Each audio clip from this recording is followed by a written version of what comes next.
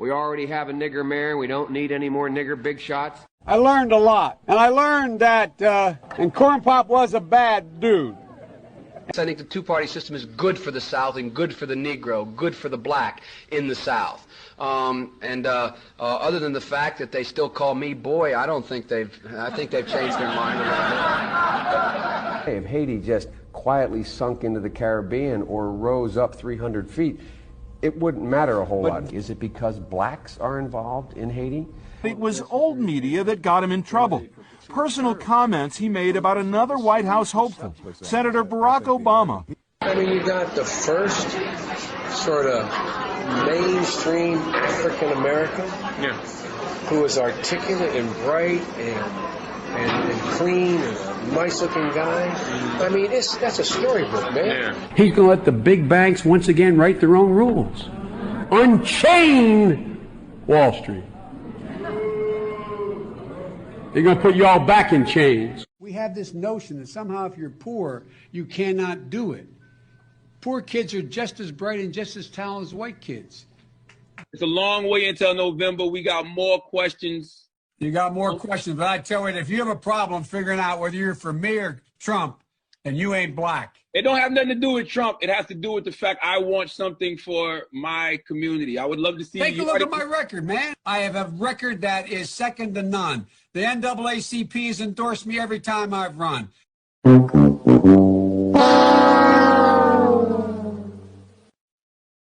Come on. Take a look at the record. Come on, baby. Let's investigate. Joe has a terrible history in the black community, and everybody just loves him because he's the fluffy old guy. Former Vice President Joe Biden, he's run for president twice before, unsuccessfully. He's never before been the front runner. Now that he is towering over all the other declared Democratic candidates, his almost 5 decades in public life are getting some real scrutiny. On top of that list, his record on civil rights during his younger days as a U.S. Senator. CNN's Jeff Zeleny has exclusively obtained some letters written by Biden himself.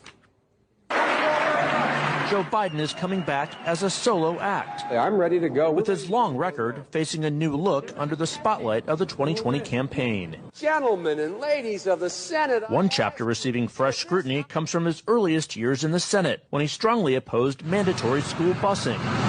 It was designed to achieve integration and a more equitable education. What's less known is how he followed the lead of some of the Senate's most fervent segregationists. In a series of never-before-published letters reviewed by CNN, the strength of Biden's opposition to busing comes into sharper focus. On March 25, 1977, Biden wrote, "My bill strikes at the heart of the injustice of court-ordered busing. It prohibits the federal courts from disrupting our educational system." Biden sought and received support from Mississippi Senator James Eastland, the Democratic chairman of the Judiciary Committee and a leading symbol of Southern resistance to desegregation. He frequently spoke of blacks as, quote, an inferior race. Eastland and others were partners on several of Biden's anti-busing bills. On June 30th, 1977, Biden wrote, "Dear Mr. Chairman, I want you to know that I very much appreciate your help during this week's committee meeting in attempting to bring my anti-busing legislation to a vote." Then in 1978, Biden again asked Eastland to put his anti-busing bill before the full Senate, writing, "Your participation in floor debate would be welcome."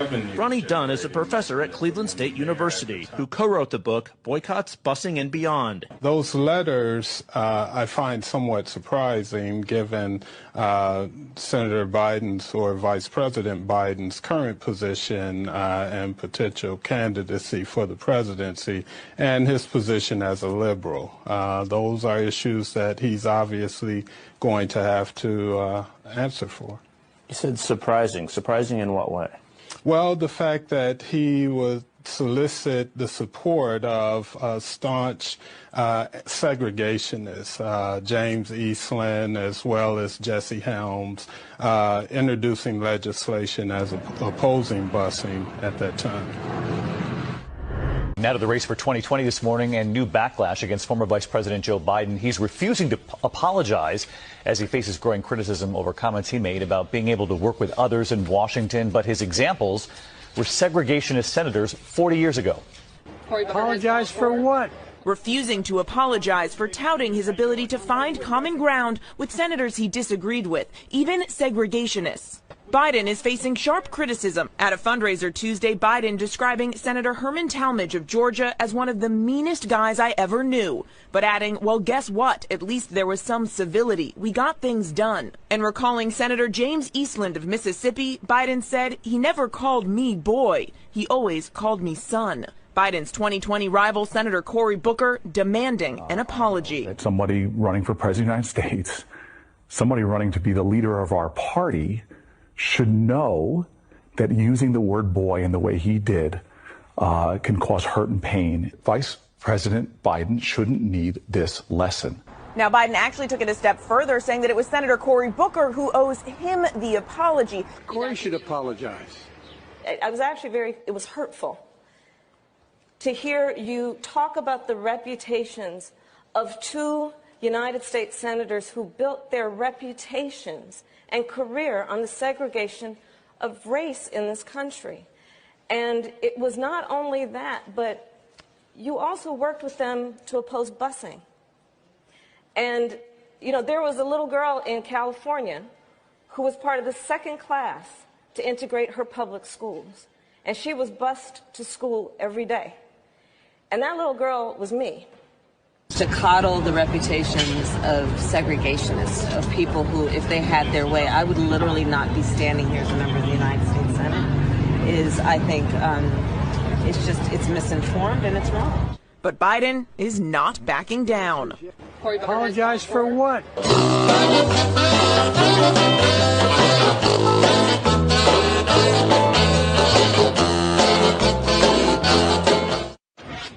I like the idea they keep in jail longer. I'm the guy that wrote the bill requiring federal judges to keep people in jail 100% of the time for which they're sentenced. It doesn't matter whether or not they're the victims of society.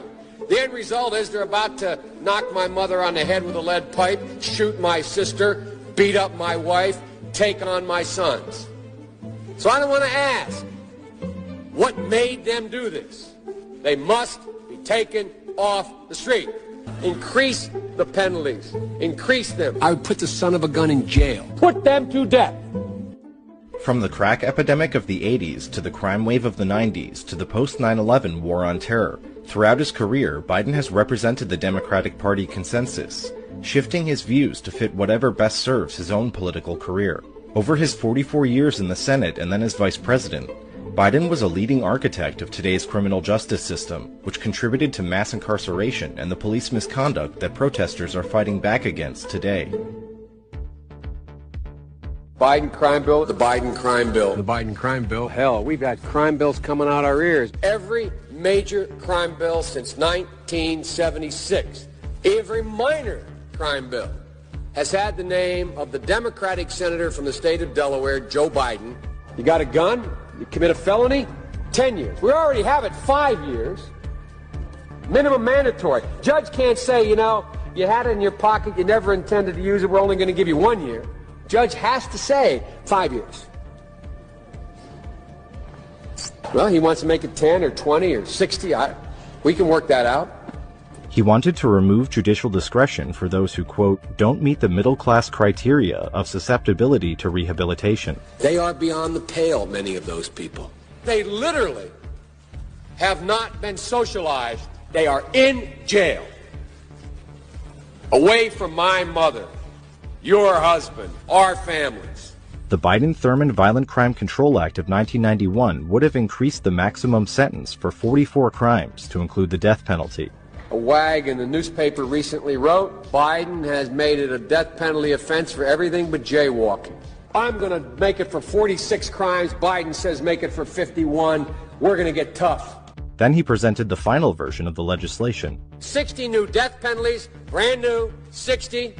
There are 70 additional enhancements of penalties, i.e. you go to jail longer. After his disastrous 1987 presidential campaign, Biden had staged his political comeback, in part by becoming a media darling on issues of policing and crime, and he led the fight to pass the landmark 1994 crime bill under Bill Clinton. When I wrote the original bill that started this whole process, the so-called Biden crime bill, I didn't call a liberal confab and write it. I didn't call any big society people and write it. I called the cops. A Democratic president wants 100,000 cops.